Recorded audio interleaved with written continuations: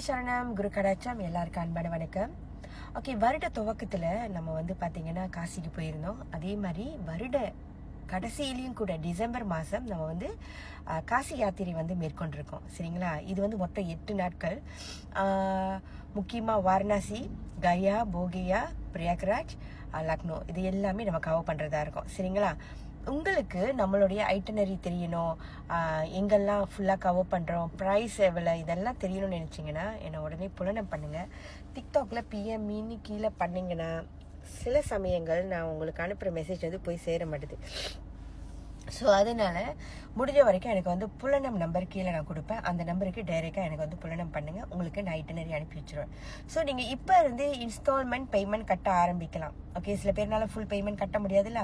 So நீங்கள் அந்த மாதிரி டைமில் டிபாசிட் கட்டிட்டு உங்கள் ஸ்லோட்டை புக் பண்ண பிறகு நீங்கள் மந்த்லி நீங்கள் பேமெண்ட் எவ்ரி மந்த் கட்டலாம். சரிங்களா? இது தொடர்பாக உங்களுக்கு எதுவும் கேள்விகள் இருந்தால் நீங்கள் டைரெக்டாக என்னை புலனம் பண்ணுங்கள். கண்டிப்பாக நான் உங்களுக்கு ரிப்ளை பண்ணுவேன். சரிங்களா? முடிஞ்ச வரைக்கும் இந்த வீடியோ கொஞ்சம் ஷேர் பண்ணுங்கள். காசி யாத்திரைன்றது எல்லாருனாலையும் போக முடியாதுங்க. இது நம்மளுக்கு அந்த பிரார்த்தம் இருந்தால் மட்டும்தான் போக முடியும்னு சொல்லுவாங்க. அது மட்டும் இல்லை, அந்த காலத்தில் வயதான பிறகு தான் இந்த மாதிரி இடத்துக்கெல்லாம் செல்லணும்னு சொல்லுவாங்க. அதுவும் ஒரு தவறான ஒரு இன்ஃபர்மேஷன் தான் நம்மளுக்கு கொடுத்து தான் சொல்லலாம்.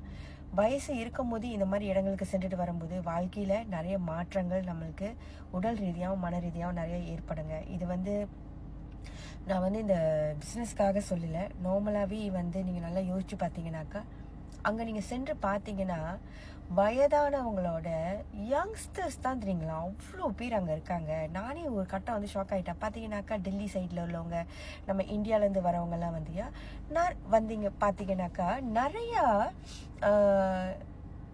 இளைய வயதிலேயே கேர்ள்ஸும் சரி காய்ஸும் சரி நிறைய அந்த இடத்துல அந்த மணி கார்டு சொல்லுவாங்க. அங்கெல்லாம் நான் உட்காந்து பார்க்கவே அவ்வளோ யோசித்தேன், அந்த பணம் எரியதெல்லாம் பார்க்கும் பொழுது. ஆனால் யங்ஸ்டர்ஸ் அவ்வளோ பேர் உட்காந்து இதெல்லாம் பார்த்துக்கிட்டு தியானம் பண்ணிக்கிட்டு இந்த மாதிரி விஷயத்தில் ஈடுபடுறத பார்க்கும்போது ரொம்ப சந்தோஷமாக இருக்குது. வயது ஒரு காரணம் இல்லைங்க யாத்திரைக்கு. நான் இப்பயே தெளிவாக சொல்கிறேன்.